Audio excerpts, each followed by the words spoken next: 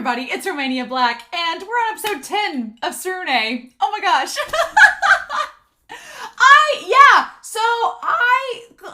What a series so far. Last episode, Seiya just had enough. Said screw you to Masa-san and walked out. I was thinking about this the last couple of days, but we've done a lot of comparisons with Free and Tsurune, and honestly, I've not really talked about this too much at this point because I don't want to make too many comparisons between them because they are very different shows, aside from being comfort anime and having a group of guys who just want to cuddle.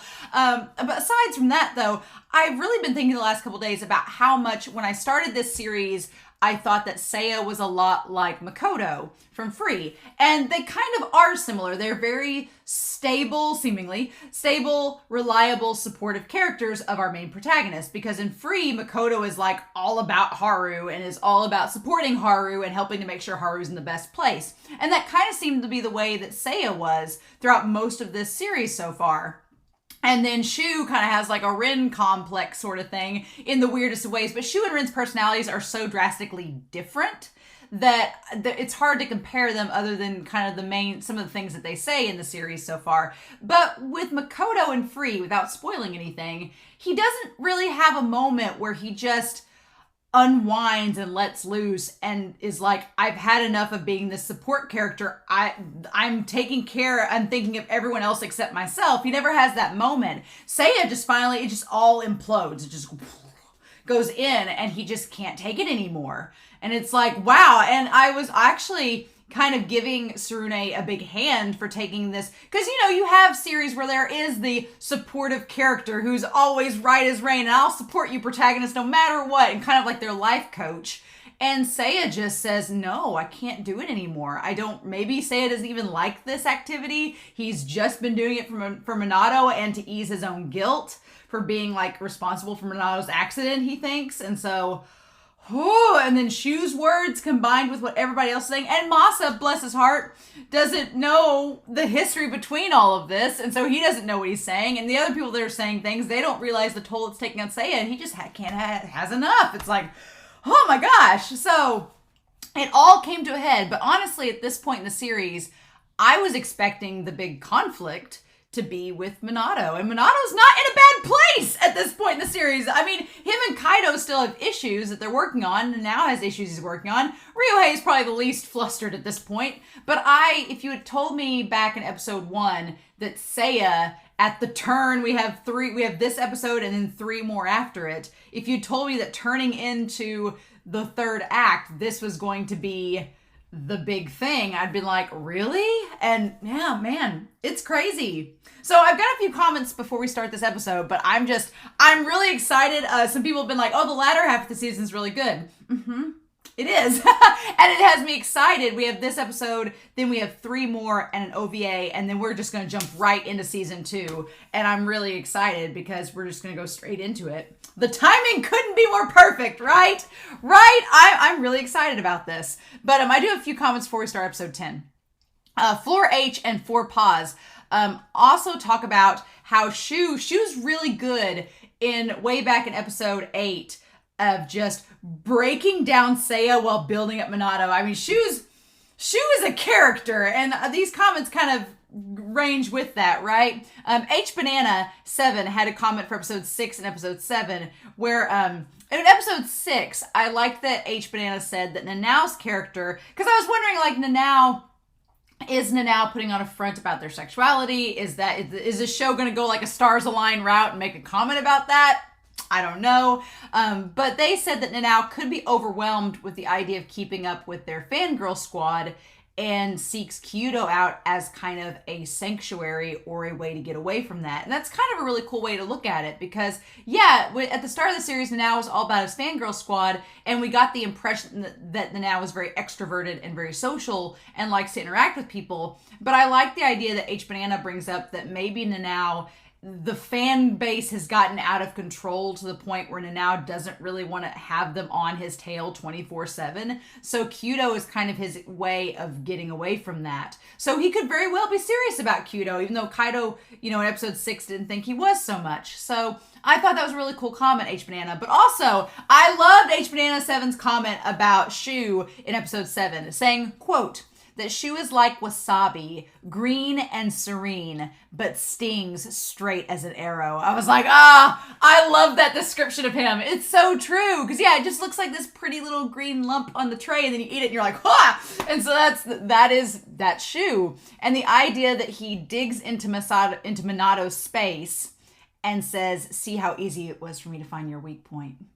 And it's like, whoa, like Shu just knows how to cut straight to Minato. It's like we know each other so well, right? But I want to compare that comment from H Banana 7 with Tamir's comment about how Shu, he does get up in Minato's personal space in that episode, but there's almost like this flirty intimacy with it. Like Shu's kind of saying like, hey, I'm here. I know you have this scar and you've had this stuff happen to you, but I'm still here waiting on you to be in this Kyudo competition. And it's like, it's like Shu's going to support him no matter what, right? Regardless of what's happened in the past. And it's like, I like the idea. I think it was, it might have been Wushin Suibian and some others, maybe Wim or Floor in the comments were saying on Patreon, the idea of Rin, I think it was Wushin Suibian, the idea that Rin says, you know, Haru makes me much better, and Shu's like, Minato makes me much better. And that's the comparison between Rin and Shu. They're very similar in that regard of how the protagonist makes them a better character.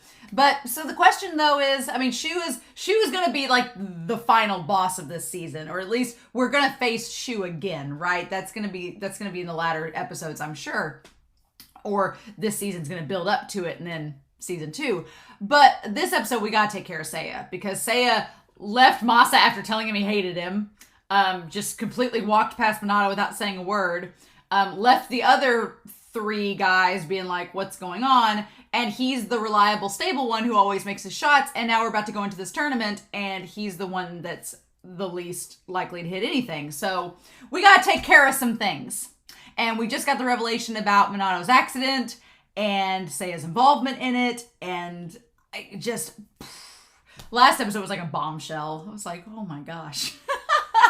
So it was pretty crazy. But yeah, so I poured myself a cup of coffee and was like, all right, episode 10. We got 4 episodes left this season, then an OVA. How are we going to take Act 3 from here, right? How are we going to do it?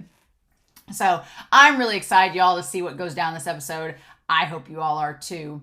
But in any case, we are going to start episode 10 of Tsurune. And we are going to do that here in 3, 2, 1, and let's go.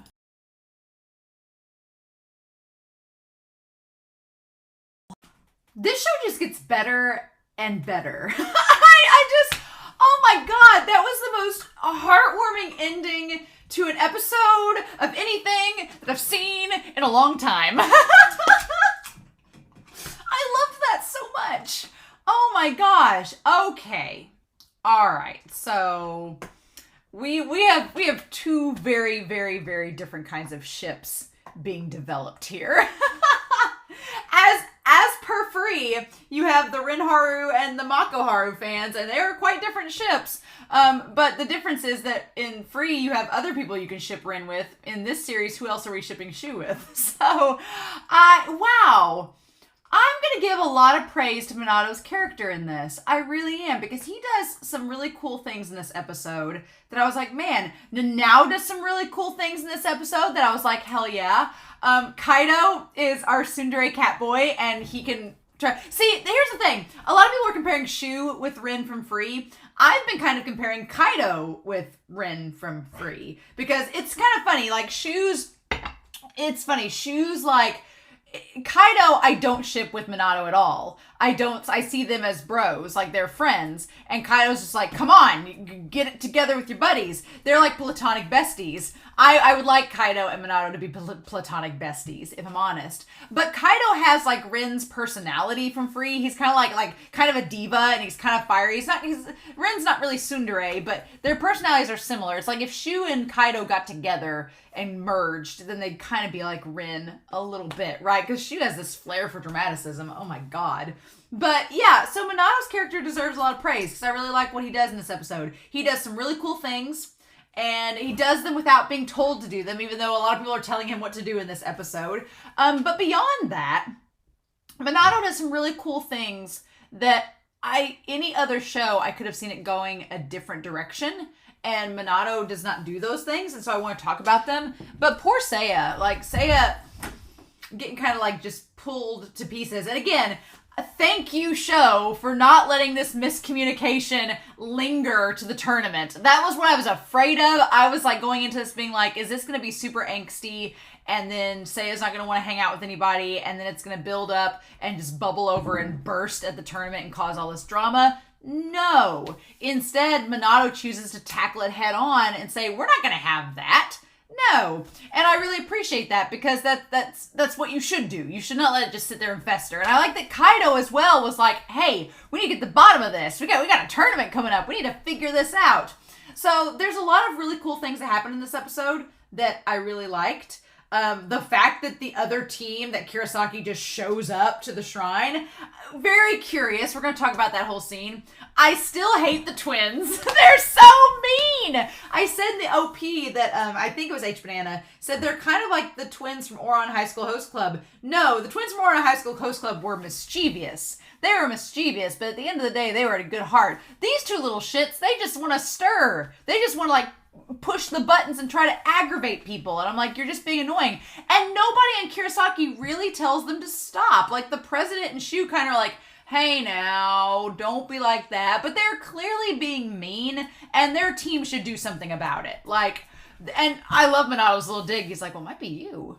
I was like, I don't wish target panic on anybody, but if those twins developed it, I'd be like, that's called karma, and that's what you get for being little brats. Yeah, I just wish that the other team, that their own team would kind of get onto him, because even Nanao kind of keeps Kaito in check, and he's like, hey, calm down, Kachan, haha. And a nice passive-aggressive way of saying, quit being a jerk. But with the twins, nobody really gets onto him, and I'm like, I wish their coach was there to bonk him upside the head and be like, no. So, and then Masa, getting a little bit with Masa. This episode may be my new favorite. Ever since episode 5 and 6, it just it's been chugging up the hill. I love it, and this episode's my new favorite. I'm going to rewatch it when I'm done with this discussion, so hopefully we'll have lots of things to talk about, which we do. But I'm not going to lie, I kind of want to rewatch it already, but we're going to rewatch it when we go through the episode, so let's do that. So I do like, for the record, Kuma's sweet kennel. I think that's really cute. They have the little house and everything built in for him, because he is a big dog. It would be really hard to keep Kuma inside. He's like a Newfoundland. Those things are 80 pounds. You can't have that feasibly in a house, depending on the house, and not get it dirty. So I do like Kuma's little cute house. And I love that he sticks his little head out to Minato. Here's the thing. Minato doesn't really know what's up. And Minato doesn't really, he starts out this episode, he doesn't really suspect that anything's too wrong. He was just like, well, that was kind of weird. Seiya just went home by his own, but not anything out of the ordinary. So Minato, he doesn't have drama with Seiya. And that is something I really appreciate that this show does. It does not go the route of being oh, we're going to have all this miscommunication and all this melancholy drama right off the bat, and we're going to make them be frenemies and blah. No, the show doesn't do that. Minato doesn't even know that anything's really wrong with Seiya. He's just well, he kind of left in the rain, and that was kind of weird, which is a pretty realistic reaction. Okay. And so then the mom's like, oh, he doesn't feel good. He has a headache because he came home in the rain. And then Minato's like, well, that checks out. So, okay. He's like, I guess that makes sense. Hopefully he gets better for the tournament. And he's like, okay, sure. Tell him take care. And she's like, okay. So I did look it up, and 37.6 degrees Celsius is 99.6 degrees Fahrenheit, which is not really, it's on the borderline, right? I always think of, when I think of a fever, I think of at least breaking 100. At least 100, 101, I think is a fever. A 99.68 is a little bit high. It's a little hot. And even Minato, when he feels his head later, he's like, well, you're a little bit hot. And he did seem like he got worse as the day progressed, because when he was taking Kuma for a walk, he was disoriented and his vision was blurring. So I think that he should have stayed home. He was probably on the verge of having a fever and being really sick. And then he kind of pushed himself too hard. But he wasn't that morning, he wasn't full blown, too sick to go. But it makes sense why he stayed at home because he was right on the edge. But I like that he's like, what am I doing? Like, not only what am I doing in terms of staying home, but like, why did I do that yesterday? Why did I go home in the rain, make myself sick, and now what am I doing? Like, this seems kind of ridiculous, right? So in any case, let's so we go back to the episode, and Minato notices that Seiya's gone. It's not cool. And then of course he's assigned to give Seiya his homework because he lives right next door to him. Like, go to hand him his stuff. And then the guy makes this, the teacher gives this like odd remark to Minato and asks him like, how are you liking Kazuma? And he's like, oh, it's okay. And he's like, are you getting adjusted? So we established that him and Seiya are the only two from Kurosaki. They are the only two from Kurosaki at Kazumai. Which is kind of interesting. I mean, it does say something like they have Kurosaki's the escalator school, so they're like, most people don't leave Kurosaki, they want to go straight through it. Because it's like, why would you leave? Why would you leave a school where you were guaranteed admittance? It's a good, prestigious school. They have a great Kyudo team. Why would you leave? And then, especially to go to a school that requires an entrance exam and isn't as prestigious. So I like the teacher's like, is everything okay? You guys all adjusted well? Like, you're the only ones who dared to do that. So I just wanted to reach out. And he says, yeah. So then I love Kaito being like, when he's just like, Kaito's just like, we gotta talk.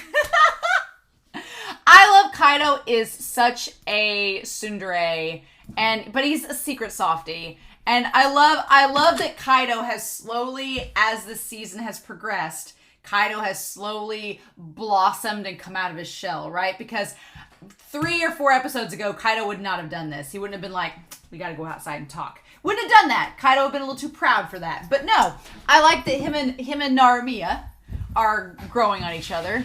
And I love that pose where he's got this thumb stuck out. And I love that Narumiya's like, okay, let's go and talk. And so Kaito is not about miscommunication.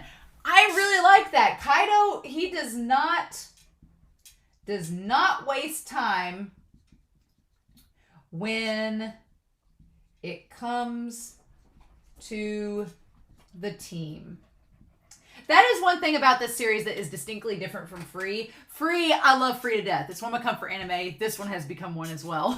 But Free is great, but there's so much drama in Free. And that's kind of the fun of it, is it's like, it's drama, but it's not like melodramatic, like end of the world drama. It's just like, oh my god, drama. That kind of drama. It's like we're gonna get over it in like 3 or 4 episodes. But there is a lot of miscommunication in Free, and there's not necessarily even miscommunication. There's a lot of characters not telling each other things and keeping it buried inside until the Nakama beam, the Care Bear stare, bursts in and makes them spill their guts. And it usually like builds up to a point in the season and then it all comes out at once, right? Not in this series. No, Kaito is very much like, no, we need to talk about this now because we have a tournament coming up. We need to stop this. And I like that Wushin, Suibian, and some others have been saying in the comments that the competition with this Kyudo team is kind of like Free in the relay, where there's 5 individual swimmers who do, or there's 4 individual swimmers who each do their own stroke, but they all have to be in sync and they all have to like match up properly in order for it to work. And that's kind of how it is in this. They all 5 have to be in sync for everything to get the groove right. So Kaito's like, this is not the time for there to be dissent among the ranks. And Minato's like, well, he says he's not feeling well. And Kaito's like, well, I always thought he was kind of hardier than he looked. Like he was tougher than that. And he's like, what do you mean you think he wasn't feeling well? I love Kaito. I love how they draw Kaito's expression in this, where he's like, because Minato's like, I think he's not doing well. And he kind of like scrunches his face. He's like, come on, what do you think? Is there something wrong or not? He's like, I thought you guys were besties. And Minato's like, huh? And he's like, well, and I like that, again, there's a lot of respect amongst the group because Kaito's like, I don't want to tell Minato, I don't want to give away that Seiya was talking about Minato's accident because he's like, I don't want to trigger something sad with Minato. So he's like, how do I tiptoe around this properly? And his answer is to say that he was acting weird when you were out. And Minato's like, oh, he's like, he was extra pissy snapping at Masa-san. And Minato's like, snapping at Masa? Minato's like, what? Seiya? Mad? Snapping at Masa? I guess it wasn't just yesterday, but since the prelims in general. And Kaito, he's been weird. Kaito is very observant. So I like that he is observant. I like that he's observant and he notices others. And that's such a great thing to be pointed out about Kaito, because up until now, it's very easy to think of Kaito as being like a kind of, it would be easy to think of Kaito as a selfish character that's only thinking about himself and him doing well for the team. But no, we come to find out that Kaito has actually been watching others and seeing how the team dynamic is, and he actually does pay attention. He just isn't very vocal about it because he's a tsundere. And so he's like, you don't know anything? And when I was like, sorry, and he's like, oh, and you call yourselves besties, what is this? And when I was like, well, I think we're best friends, but I'm not sure. And he's like, whatever. He's like, fine. He's like, you just need, he's like, if Seiya's off at the tournament, then we're all in trouble. We can't have that. So he's like, you need to figure out what's wrong with your best friend and get him to like snap out of it. He's like, we can't win without him. So Seiya is not even thinking about the idea that Kaito says that they need him. Which, fundamentally, yes, they need him to win. They need a fifth person to shoot to win. That's absolutely true. But even beyond that, I think Kaito's getting the fact that he's like, no, Seiya is like an anchor. We need him to do well. We need him to not only be on the team with us, but we need him to be in a good mindset for it to affect all of us in a positive way. So go on, Narmia. Use your Nakama powers, use your bestie powers, get him back. We need to do formal movement practice too, which we can't do without all five of us. He says, do something already. And I was like, sure. He's like, I'm counting on you, Narmia. And then he just walks away with his hands in his pocket, all like gruff, like, you know, trying to be cool. Like, I love that. I love that he goes from, Kaito's character has gone from someone that wouldn't even acknowledge Minato to saying, I'm counting on you. Character growth. I love it. And it's character growth without coming out and saying that it's character growth. It's like, it doesn't announce itself. It just happens, and we, the audience, are like, look at you, Kaito. Look at you getting in there. Look at you getting in there being cool. And Minato takes it very seriously. He's like, okay. And then he comes back. And then he comes back to this memory of saying, I'm sorry, Seiya. And he says, it's okay. He says, I begged you to join practice myself. So here's the thing. In the flashback, we find out that in the flashback, Minato, he loves archery, right? They're in grade school, and he loves archery. And he tried to get Seiya to join. He tried to get Seiya to join at that Kyudo Hall, the Kyoa Kyudo Hall, the one that Shu and his grandma was at. Minato tried to get him to be able to join too, to practice with them. And Shu and his grandma said no! They said no! They were like, no, we're not doing any more third wheels. He's like, I begged to join practice myself. Okay, so he said he begged to join practice himself. He's like, I kind of begged myself to practice, and the teacher said it was okay. So he's like, I thought it'd be okay for you to join too. And he's like, it's okay. What can you do? I love that they both have like the blush on their face. So Minato's like, he's like, I went to this Kyudo Hall to see what the sound was. So it sounds very much like Minato's used to moonlighting Kyudo Halls, apparently. So, because it sounds like he heard the sound of the bow from Shu's grandma, jumped up and ran up to the temple, the shrine, to see what was going on, met Shu and his grandma, begged them to let him join. They said yes, and he tried to get to where Seiya could join, and they were like, no. We're going to take on one pupil, but not more. We're not taking on any friends, because then it'll grow into a big pack, and we're not doing that. But I get why the grandma was like, well, I'm okay with you joining, because my grandson likes you, and we're cool with that, but we can't have like we're not going to start a class, so nobody else.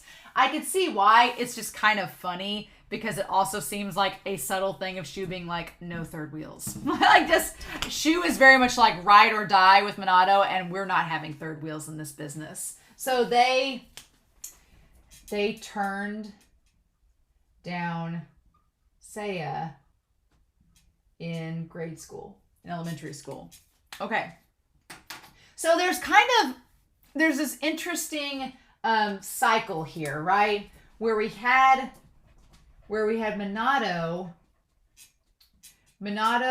met Shu and found a way to learn Kyudo.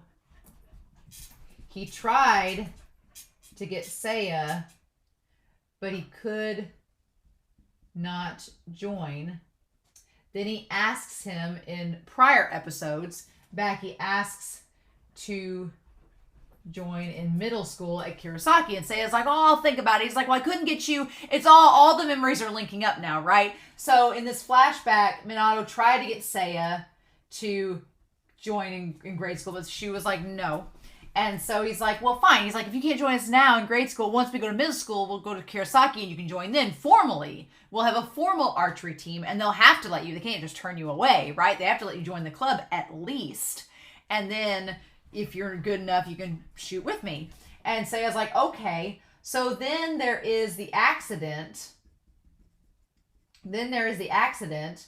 And Minato does not want to go further. He kind of hits this patch of apathy where he's like, which you can't blame him. He just lost his mother because of all this. And he's just like, no, I don't really care anymore. Like, he's just depressed and doesn't care because he's lost his mom and, you know, he's really down about it. And so Seiya, but then it goes back to Seiya, where Seiya says, let's join in middle school, because he's like, no, join in middle school. He's like, well, go to Kurosaki. This is something you love. So don't give up on it. Let's just do it together and I'll help you. And so he encourages him not to give up. So they join middle school. They meet Shu again in middle school. So now all three of them know each other. And then from there, Minato develops target panic. He develops target panic while he's in middle school and decides to give up. But then, all the way back, Seiya convinces him to not only join at Kazumai, but to get back into it. So it's this big giant cycle, right? It's this big giant cycle between Shu and Minato and Seiya. And what's so frustrating is that Seiya has had a huge impact on keeping Minato in Kyudo. He's had a huge impact on him. Minato was going to give up after his mom died, and Seiya convinced him to keep going. He was going to give up after developing target panic, and Seiya convinced him to keep going. Shu does not give Seiya any credit for any of that. Shu believes that Minato's love for archery is enough to keep him going. Now, Shu doesn't acknowledge that it's because of Shu that Minato keeps going. No. Now, because of Minato, Shu keeps going, I fully believe. I think that is not even a question. I think Shu keeps on going with archery because of Minato. But I think Shu is aware that Minato doesn't do archery for anybody else, at least in his mind. He's doing it because he loves it, right? That's Shu's whole deal. But the reality is that, yeah, Minato may love archery a lot. And maybe, just maybe, he would have eventually gone back to it. But everything that's led Minato to keep up with Kyudo now is partially because of Seiya just butting his head and making him do it. And kind of working behind the scenes to get him there. So it sucks that Shu makes Seiya doubt himself. And I'm like, that's one thing that, like, I like Shu's character. He's interesting. He's intriguing. He's mysterious. He's like a bad boy, kind of. Like the bad boy prince character, right? But he says some things in this episode, in the last episode, that I'm like, like, you have no right to say that to Seiya. You're just saying it because you want Seiya out of the picture. You want Minato all to yourself, right? And there's little things he does in this episode that I'm like, you really want Minato bad, right? And Seiya is a thorn in your side. So, but then Seiya in this flashback convinces him that once they're in middle school, he's like, and then he says, you can teach me. And Minato, who hasn't even held a bow yet, with Shu is like, of course I'll teach you. Like, once I figure out how to hold bow and everything, of course I'll teach you. And we'll do it together, right? And it's so cute. He's like, yeah. He's like, then I'll get even better. And Seiya's like, okay, then I'll wait. He's like, I'll wait for you in middle school so you can teach me. So yeah, we have this idea of Seiya. He was waiting for Minato to teach him. And that kind of goes back to this idea of want versus need that is explored in this episode. Want versus need. Because at the time, Seiya wanted to be with Minato. So he wanted to practice Kyudo with him so they could be together. And so he's like, yes, I'll wait for you because I want to be with you. So sure, it's worth it. It will be worth it to wait. And Minato is aware of that, right? So we go to the target practice and Seiya is not there and everybody is off their game. And Kaito just can't help being kind of like a little grumbly about it. And Nanao's calling him out. I love Nanao in this episode. Nanao is not afraid to call Kaito out. He's like, hey, you're being kind of a grump. Everybody's trying their hardest. Leave us alone. Quit being a grump about it. He's like, we're not messing around. We don't have time for that. And I love that Ryohei and Minato are like, it's okay. Everybody has off days. It's fine. And he's like, I'm relying on you people. So Kaito, again, he's come a long way to saying that now he's relying on others. He's not just doing it himself anymore. It's like, aw, like, Kaito, look at you. Look at you. You love to see it, right?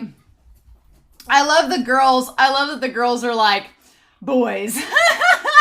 I love the girls are like, why are they arguing? Like, what is the deal? Like, get it together. Why is all these... That's why boys are protagonists in these series, because they're so melodramatic, right? And Minato is just like, you are a little tense, Kaito. And he's like, I don't have time for y'all to ride my ass. And the girls are like, we've been gone for 5 minutes. And they were getting along so well. But here's the thing. Seiya says they need both Naramiya and Seiya to function. So the idea the girls have come to is that they need the pair of them, right? In order for them to be a cohesive unit. We need the gang all together in order for it to work. Mm-hmm. Meanwhile, Masa is having doubts, right? And even I like that the girls have to be like, Masa, come back down to earth. You're spacing out. And he's like, oh, yeah.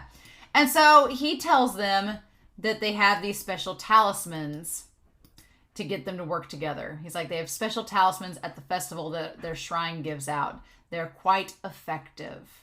You should all come and get one. I love that Yuna's like, what? Talismans? And he's like, it's a faith-based thing. So it helps those who believe in it. So here's the thing. Masa says that the talismans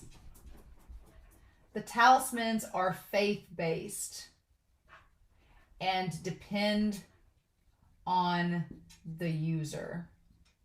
So he's like, it's not going to just grant you mystical good luck. It's for you to channel your energy, and if you believe in something, then it will work. And so I like that. I like that he's saying this talisman isn't going to solve your problem, but it's going to help you if you believe in it. If you have faith in yourself, it'll come down to the owner's mindset. And he's like, yes. And I love that Kaito's like, I want one of those. Instantly. And Nanao's like, I do too. Of course, Nanao would be into charms. I fully believe it. And so Masa asks Seiya if Minato will ask Seiya to come as well. And so I like that. I thought at first they were all going to go together and to go get Seiya, but they leave Minato to it, right? And I feel so bad because Seiya, like, on the intercom is just like, no, if I feel up to it. Anytime somebody says, I'll go if I feel up to it, that means they're not going. That's like code name for, nah, not really. And poor Masa. Masa is left back there I like all the bows side by side. They all form like a little rainbow there. And then Tommy Sensei is like, oh, what are you doing? It's like, I left you in charge all day. What's up? I like the two of them with their tea out there on the porch. I like Tommy Sensei is like, this is kind of cool. You know, you and I, once you're adults, you get to sit out here once the kids are gone. It's like a perk of adulthood. And Masa comes to terms with the fact that he doesn't feel as a successful adult. Which is so relatable in your 20s, right? Right? It's so relatable because you are technically an adult in your 20s. You're expected to be an adult and make adult decisions, but it does feel like a facade. Like the way he describes it, it feels like a facade. When you're in your 20s, you're like, I was like a teenager 5 years ago. What is this? I'm not an adult. You expect me to make these decisions like my parents? No. So yeah, it is true. I love that he points out that you just feel like you're pretending. He's like, you don't feel like you're an adult, but suddenly you're expected to make these decisions. He's like, and I don't know if I'm doing a good job or not. He's like, I feel like I'm kind of failing and just floundering at it. And I love that Tommy says, everyone's like that. He's like, even I feel like that sometimes. And I like that Masa's like, well, no offense, sir, but you are old. He's like, what do you mean you feel like it? And he's like, well, I think of the coaches before me, the donos before me, or the dons. And he's like, I question if I can measure up to their success. He's like, I question it all the time. And so Masa's like, yeah, I do as well. And he says, he's like, their generation, he thinks back to his grandfather. He's like, I don't know what my grandfather's level was. But suddenly I was doing things I hated having done to me.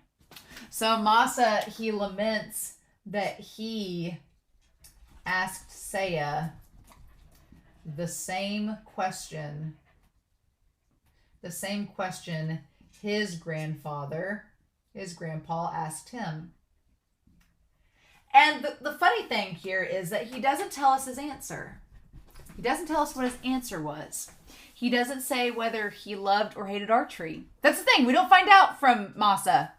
Maybe we'll find out by the end of the season, but he doesn't tell us what his answer was, right? And we don't really get an answer from Seiya either, whether he loves or hates archery. We don't get that either. I'm assuming that maybe if we get that from Seiya, we'll find out by the end of it. And I want Seiya to give an answer, and I want him to give it to Shu. I want Seiya to say that he likes archery for whether it's being with Minato, whether it's being with the others, but I want him to tell Shu, to like throw it in his face and be like, no, I do love archery, and here's why. Because Shu doesn't believe that he does.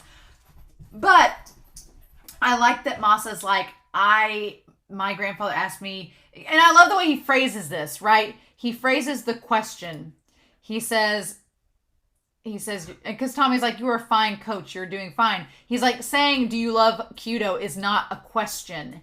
He says, instead, he's like, it forbids any response, but yes. It's a rhetorical question. It's like if somebody's like, well, do you love this activity or not? The rhetorical answer is yes, because otherwise, why are you here? Him asking him, do you love Kaito is like saying, why are you even here? If you don't love it, what's the point? And I love that we see Masa like clenching his bow. And he says, it forbid any response, but yes. And you know what's funny? His bow and everything is blue, and so is Seiya's. Seiya's bow is blue, and so is Masa's. So it's kind of like a nice parallel that both of these characters were faced with the same question in the same circumstance.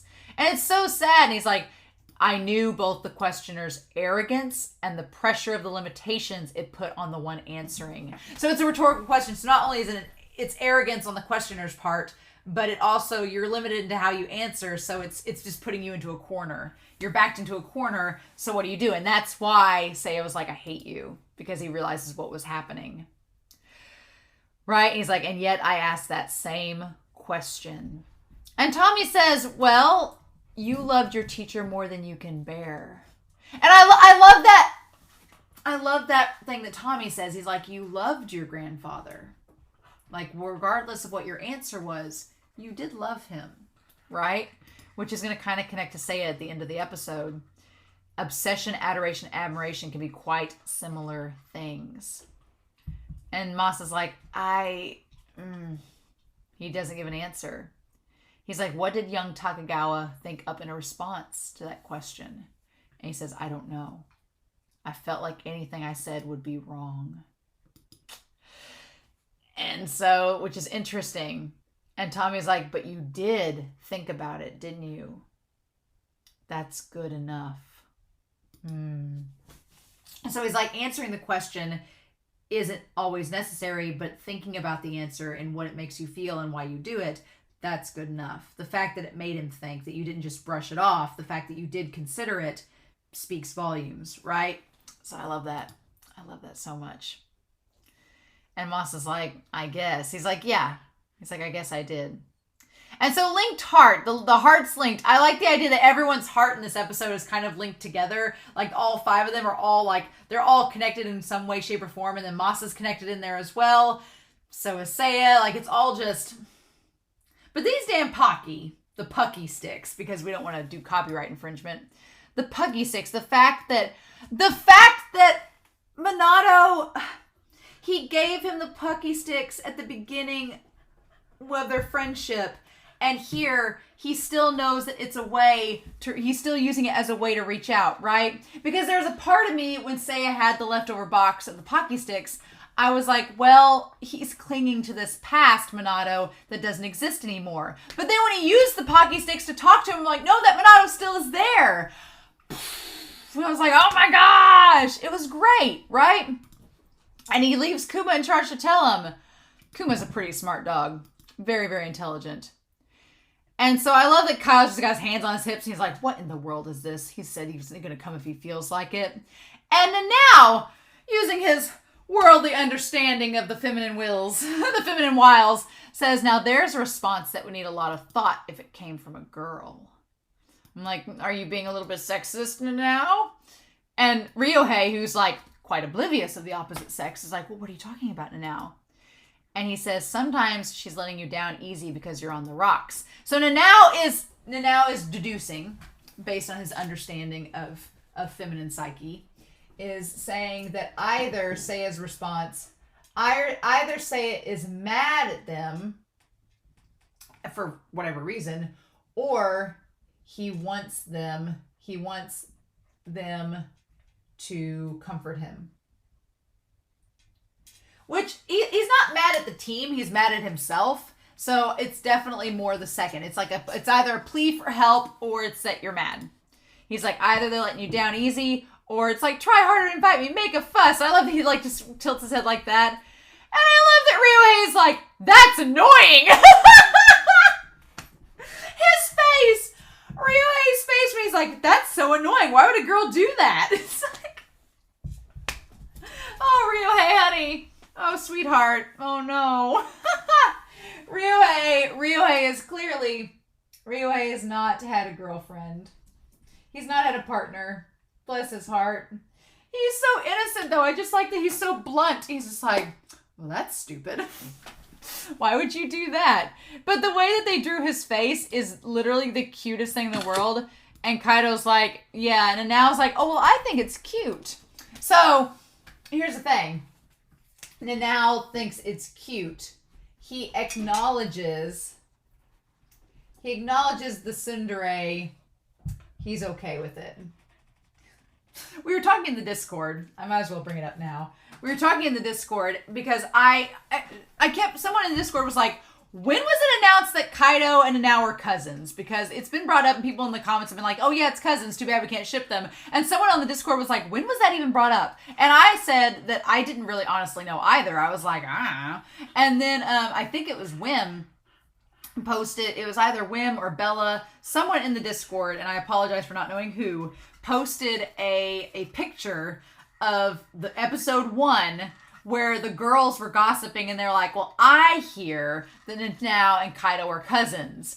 And I was like, I hear sounds an awful lot like idle gossip and not facts. So we were like, maybe they're cousins. Maybe it's just gossip. Hasn't been confirmed. I don't want to know in case we find out. But there was a part of me that was like, I've been watching Game of Thrones too much because, like, are we talking first cousins? If we're talking like third or fourth, I mean, maybe it's okay. Are they cousins by marriage? Are they step cousins? No. But yeah, it's almost like Nanao saying that he can handle Kaito's type, right? Even though Kaito's like, I don't know what you're even talking about. And he's like, so which is our president going to do? And I liked it when I was like, well, Seiya's a guy, not like the example. And Kaito's like, but he's annoying in the same way. I like Kaito's like saying, basically, Seiya has the same mentality. So what you're saying is he's just being dramatic. He's like, and Minato's like, he's like, maybe we should have all gone to invite him together. And he's like, what's that, stand in line? I like that. I like to say, what, we're going to stand in line and shout, Seiya-kun, like at him. Amazing. The voice acting was great for that line. I loved that. Yeah, right. And Minato was like, yeah, that'd be kind of funny. So I love despite everything in this episode, despite everything going on, Minato is still in a really good place. He's still in a really good mood. And he's like, we'll get him to work. It'll be okay. Like I was really afraid this episode that everybody would be like all so doom and gloom and like, what do we do? Like I was afraid it was going to be like that, right? But it's not. It's not doom and gloom. It's not like that. It's actually, everything's fine. And I'm like, okay, cool. Glad this is happening. And so they go up to the shrine, and I want to say, like, I guess I love Ryoei's outfit with the yellow plaid. And then we see Masa in the shrine outfits being very serious. I love it. I love how serious Masa is. So Masa is, I'm going to put this here even though you all can't see it, serious about his faith. I really love that. I love it's a little detail. It's just a little layer of Masa's character that there's like a spirituality to him, that he's a priest. I love that. I want to know more about why he's a priest and why he went to it. If Kyudo was a way of him like extending his faith beyond just the shrine. I really like that. So I think that's cool though. I love that tradition and that culture that's passed down. And I love that they just watch him and he's so in the zone, which also helps explain why he's so good at Kyudo, because he's able to channel all of that energy and that sereneness and that zen into when he's practicing Kyudo. I love that. I love that they just watch him. They're like, I wish Seiya could have seen this. Yeah. So meanwhile, we have the guys. I was looking at the shoes because Minato has these really cool like yellow Converse that I thought were cool. So when we see this other pair of legs walking up the stairs, I was looking going, where's the yellow pair of Converse? Where's Minato's shoes? But it is not them. No, it is our gang. And I'm going to say that the Oxfords belong to Shu because our boy, he bougie. And so they're like, I want to go back to what this conversation they have is.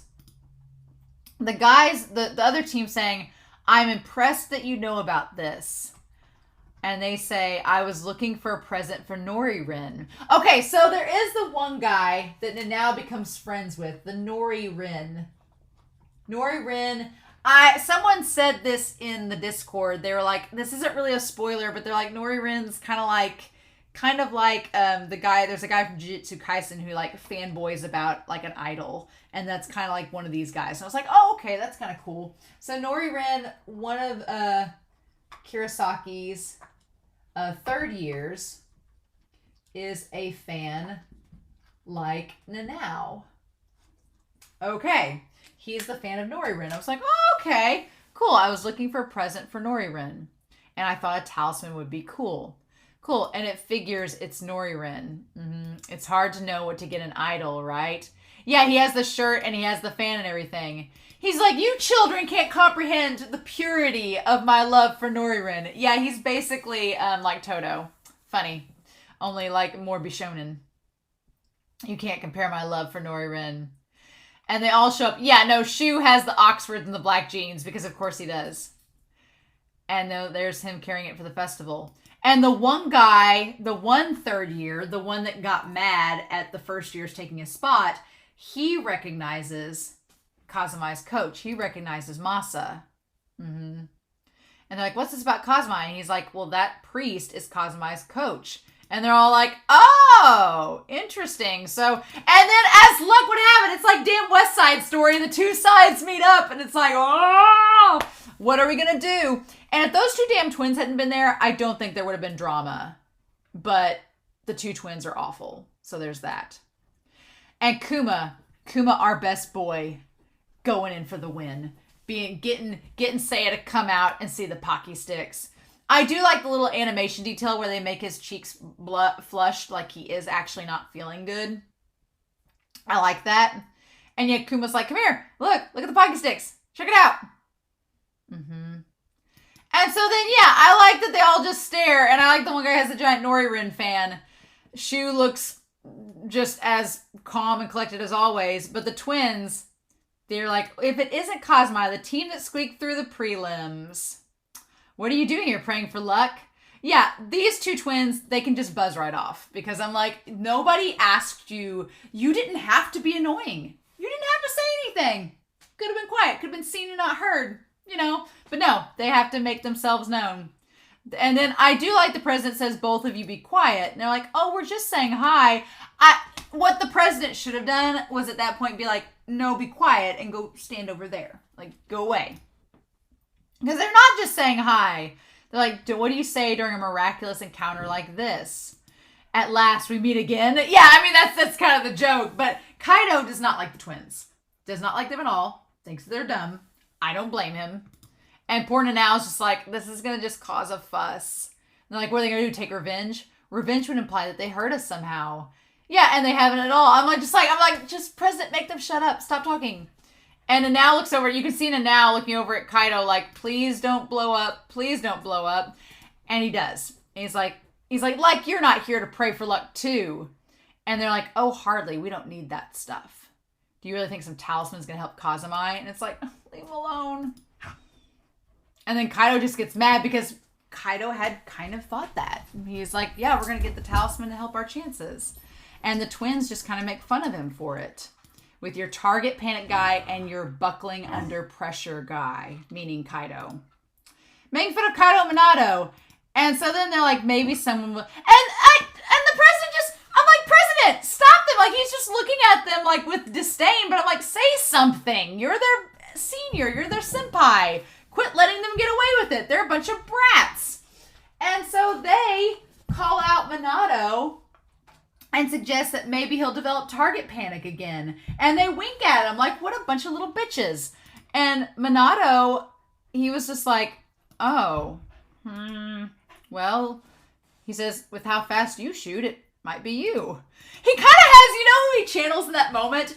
Minato kind of channels Ushijima from Haikyuu in that moment, because Ushijima, I could just see like Oikawa like giving Ushijima like a really hard time, and Ushijima would be like, I don't know how that would affect me actually. Like would have the same thing, right? So what I like is that Minato is not affected by the taunts of the twins.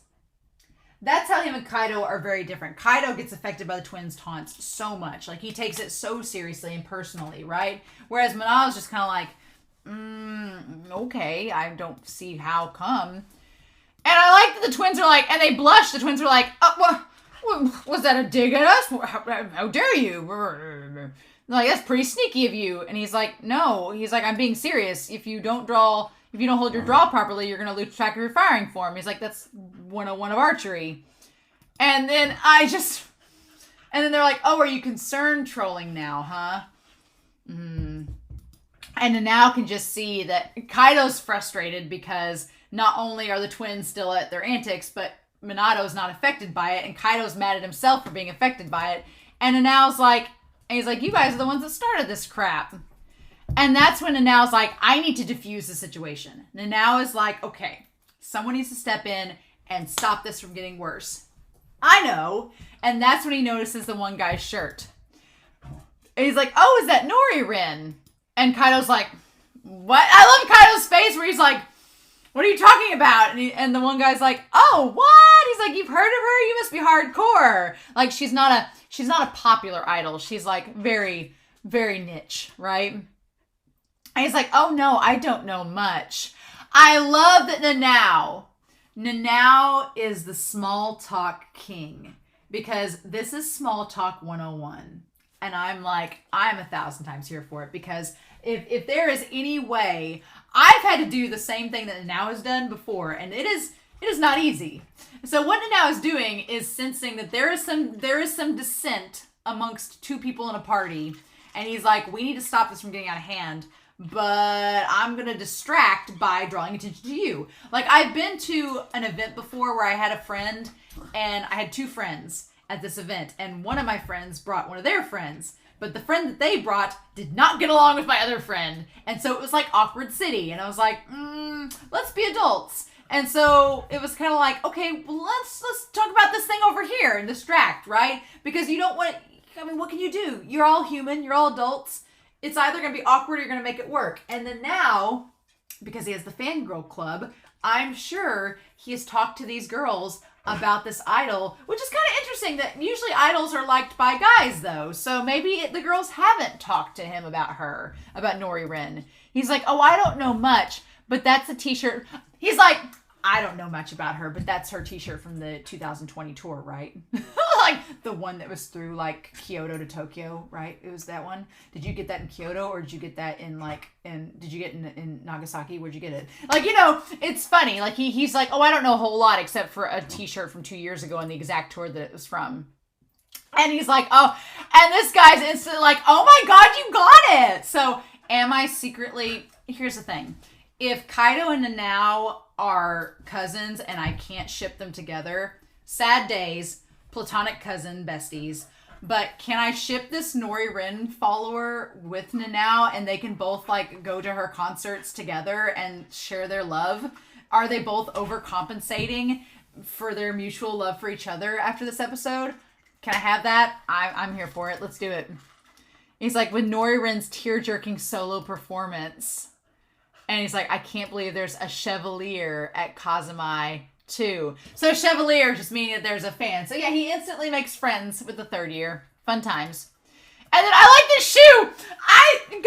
But the favorite part about this whole interaction after this moment is that everybody's paying attention to the Nori Rin fan and then now like have a moment. But Shu's like, not important. Hi, Minato. He instantly is like, I will draw your attention back to me with my stares, Minato. Check this out. And then I was like, oh, someone's staring at me. And then he smiles. He's like, hey you. Hey, funny us seeing each other here, huh? And that is a move. That he just did a move. He just took his head and went, let's go over here and talk. Like he just tilted that head and smirked like, I want to come over here. Like that was a move. That was a intentional move. You just look at his smile like not even like, and like just like smirking and getting Minato to like come over here. Minato's like, oh, I guess I'll follow him over. He's just like freaking Ursula, like luring Ariel into his cave, right?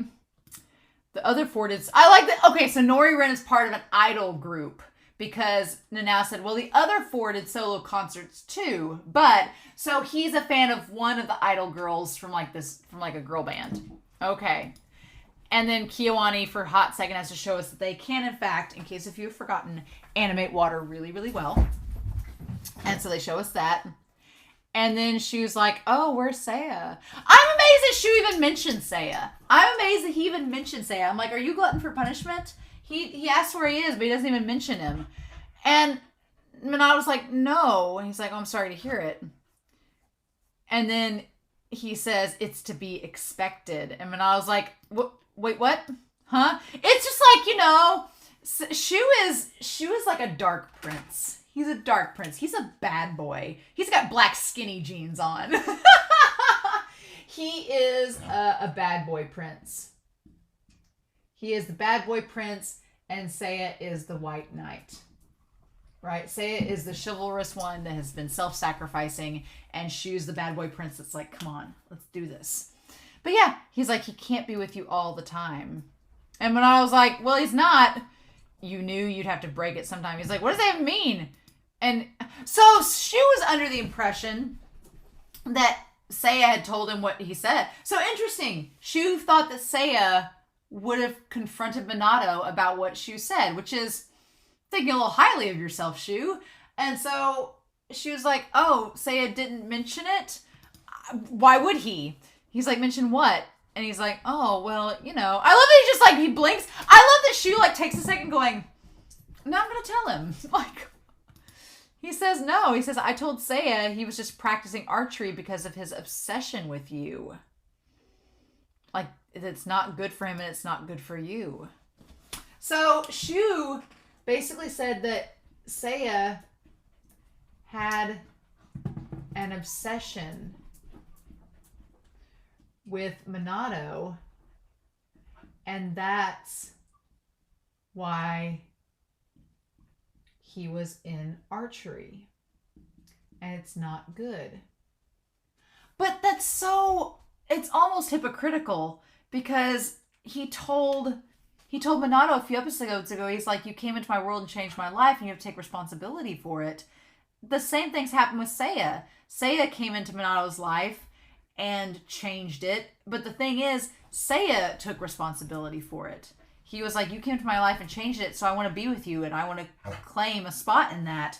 Whereas with Shu, it's so funny because Shu and Seiya, I'm like, how do we know Shu doesn't have an obsession with Minato and isn't doing archery because of Minato as well? I mean, he kind of is. He kind of is, right? He wants Minato to get better because it makes him better. That's not too different than Seiya. It's kind of pot calling the kettle black, right? And it's just like he's saying that, oh, well, Seiya's obsession is not on the same level as my obsession because I'm not only obsessed with Minato, I'm also obsessed with archery, whereas Seiya's just obsessed with you, and it's not healthy because he doesn't like archery, so he's eventually going to hit a breaking point. I'm like, but you don't know that. And so the fact that he goes, and they juxtapose that line with him taking Kuma on the walk to go find Minato, even though he's clearly not feeling well. And Minato's just like, has this look on his face like, you told him what? Like, just, excuse me? He's like, not good. I like that Minato was like, why do you get to decide what's not good for him? And he's like, archery is something you do alone, not for someone else. But isn't one of the reasons that Minato's doing archery for his mom? Is one of the reasons that he keeps doing archery because of Seiya? So, it's like, isn't Shu kind of doing archery because also for Minato? I mean, if you told me that Shu was doing archery because he loves archery and that Minato's just like a bonus, Minato's a bonus, I would believe it. But he makes the comment that archery is for you and no one else. Which is kind of the argument that Kaito made back a few episodes ago where he was telling Nanao, he's like, you need to be doing this because you want to do it, not just because of me. And Nanao's kind of like, well, I am kind of doing it for myself, not for someone else. And Manao's just like, what are you doing? And he just looks at Shu, and Shu just stands there like, am I wrong? And Minato's like, I'm kind of like in the same boat as Seiya in some regard. And then Nanao comes in like, hey, they're about to hand out the talismans, let's go. And Minato just leaves him. He just leaves him. And then Shu has to get the last word in. He's like, you'll understand soon enough. And I'm like, quit ordering him around. And Minato's just like, they look at each other and Minato's like, he's like, I choose not to accept that. I love it. And meanwhile, Seiya's like trying to like find him. And he ends up collapsing by the bridge, right? And he thinks back to when Minato had the accident. And he's like, why are you quitting? And he says, I just don't feel like it matters anymore. Which means he was originally not only doing archery because of Shu, but because of his mom. And he doesn't feel like finding the sound anymore.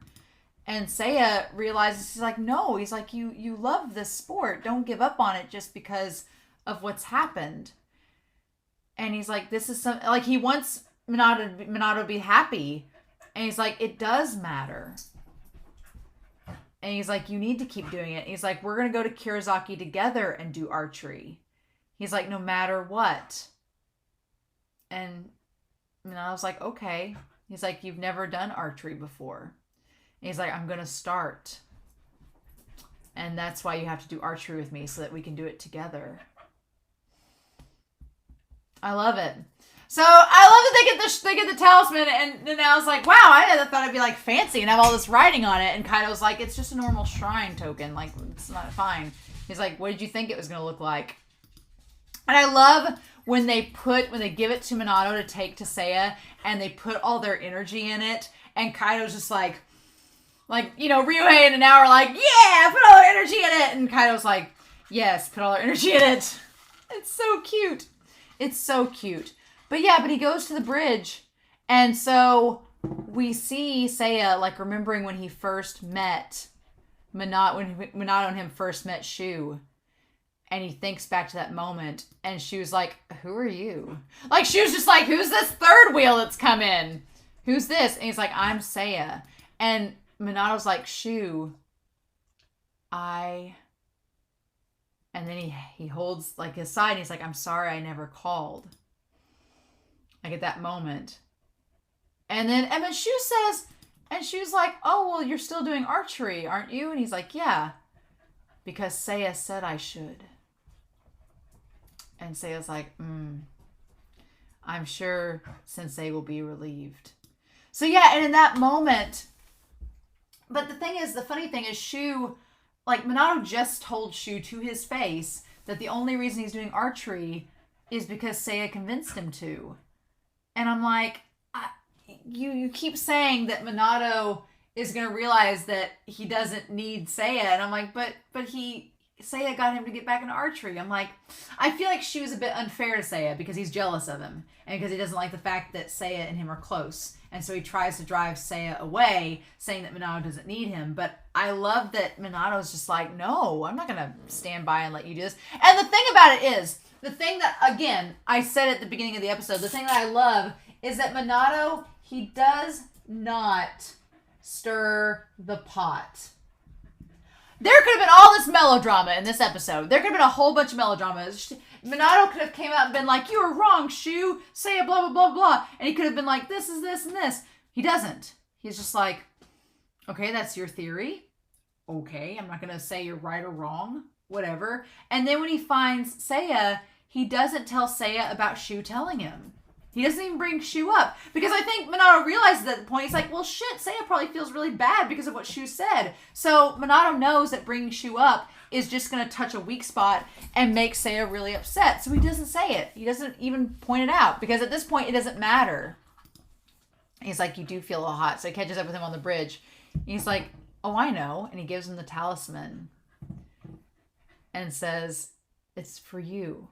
It's a talisman. And Seiya's like, it's charged with everyone's energy. And I like that Seiya's like, I can't accept it. He just feels bad. He's like, I don't need it. And he's like, I'm not worthy of it. He's like, I've been really, stupid with this whole thing. I don't deserve to have your guys' sympathy. And he's like, of course you're worthy. I like when I was like, you're the president of the club. And that just gets Seiya because he's like, yeah, I'm the president. But he's like, should I be president? Like, he doubts himself. And he's like, no. He's like, you don't need me anymore. Like, he thinks back to what Shu told him. He's like, I can't do anything more for you. So Shu has convinced Seiya that there's nothing he can do for Minato, and Minato doesn't need him. And Minato thinks back to what Shu says. And that's when, like, it doesn't show Minato thinking about Shu, but it shows Seiya thinking about, him telling me because you don't love archery and do you love Kyudo? And Seiya is thinking of his answer, but he doesn't say it. It's so sad. And then he's like, and Minato, I love that Minato just has this most, like, this blank look on his face, like, are you kidding me? He's like, I'm not. He's like, you're not doing archery anymore? And he's like, I'm not going to take that. He's like, but you're wrong. He's like, you're going to shoot. I love that it's that reversal. It's like whenever Minato was doubting himself and doubting what he loved, Seiya was like, no, you're going to do it. And I'm going to do it with you to get you through this rough patch. Like, we're going to get through it together. And now Minato, the tables have turned and he's doing that for him. He's like, from now on, you're going to do this with me. You're going to shoot with me. And Seiya's like, you're fine without me. Like, thinking back to what Shu said. And I love that Minato's like, when he gets all flustered and mad, thinking about Shu and what he told him. And he's like, you don't get to decide that. And now it's Minato saying to Seiya kind of what Shu said to Minato. Minato's saying to him, like, you changed my life. You got me back into the sport. You made this life change for me. Now you take responsibility for it. It's like, oh. He's like, it's not about whether I need you or not. I want to shoot with you. It's so damn sweet. And Seiya's like, well, I love that he just sits there. He's like, what do I say? And Minato's just like, he's like, fine. If that's your decision, if you don't want to shoot with us, okay. And he just looks at him. And then he goes for the kill. He's like, but in that case, I'll be the one waiting this time. So it goes back. The tables turn. It gets reversed. This whole time, Seiya had told him, he's like, fine, you don't want to play, you don't want to do Kaito? Fine, I'll wait for you until you come back. Right? I'll be the one waiting. Oh, and that gets Seiya's attention. He's like, when Mom died, when I got target panic. Like, this just, like, hit me. It's like, it was because you waited for me that I was able to come back. Meaning I wasn't alone. So now it's my turn. I'll wait. Damn confession on a bridge, right? And I love that. And then they look back. And then this was the part that got me. They look back and he's like, they're on the damn bridge right by the turnstile where the accident happened. They're in that same spot. Tsurune. And he's like, and you could tell his eyes are red and puffy, like he's been crying. Like you can tell he's been crying. And then he sees the Pocky sticks that Minato left him. And he pulls it out and holds it up and sees the message. And the message is, I'm waiting.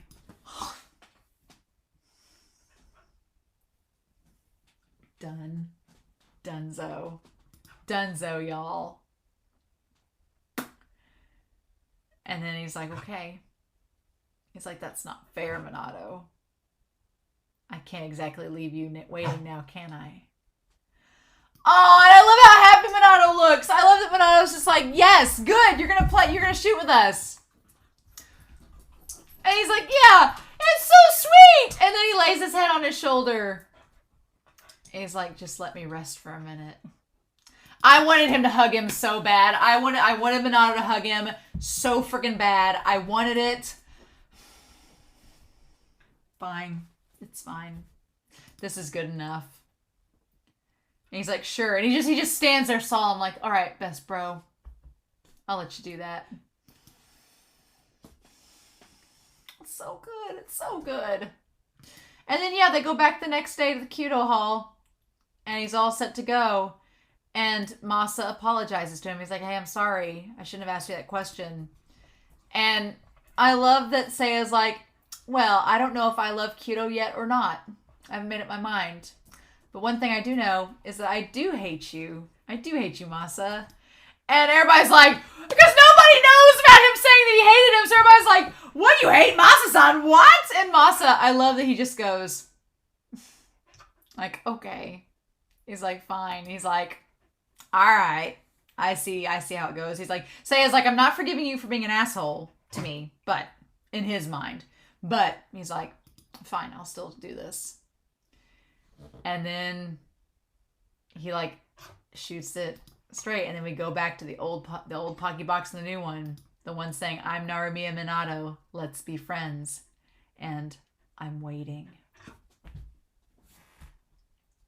So it's such a torn moment, right? Because this sold me on the Seiya Minato ship. I was like, this sold me. I was like, yes, please. All right. But you know what? I'm a multi-shipper. So I'm sold on this ship. If this is the way we go, I'm like, you sold me episode. I'm here. But there's a little secret bad boy part of you that kind of likes Shu and Minato, but Shu needs to get some comeuppance for what he said to Seiya. I fully believe that Shu needs to get some comeuppance for being that way to Seiya. I don't think that was cool. I don't think him trying to tell Seiya and dictate to him whether he should do archery or not based on being around Minato and telling him his relationship with him is toxic when really it's not necessarily. I don't think that's any of Shu's business. And I think he's only doing it because he's jealous of Seiya. And so I do hope he gets a little bit of karma from that. I hope that Seiya has a good comeback for him when they see him at the tournament. Right? I hope they do. And I hope that maybe Minato calls Shu out and is like, hey, I like you, but don't be a jerk to other people. You've been around them twins too long, darn it. And I hope them twins get some comeuppance. I don't wish Target panic on anybody, but if those twins got some comeuppance, that would be great. Be great, show, if you could do that. Do me a solid, because, or at least for Kaito to show him up, right? I would like that. So yeah, we have 3 episodes left of this season, right? 3 episodes left, and then OVA, and then season 2. I feel like we're going to be gearing up for the tournament, the rematch, and that's going to be the next 3 episodes. So we'll see how that was going to go. But this episode was by far my favorite. Oh my gosh, I'm going to go rewatch it with the sound on and take screenshots now, but oh my God. Amazing. Loved it. So my heart is full, and I'm just gushing, and I could fangirl about this so much, but instead I will fangirl in the comments with you all about it, because so many good things with Minato, so many good things with Seiya, so many good things with the crew, and now met his Nori Rin fangirl soulmate, so many things, and I'm really excited for the next episode and the rest of the season, so we'll see, right? But I'm curious to know your thoughts down below. I hope you all enjoyed this reaction discussion.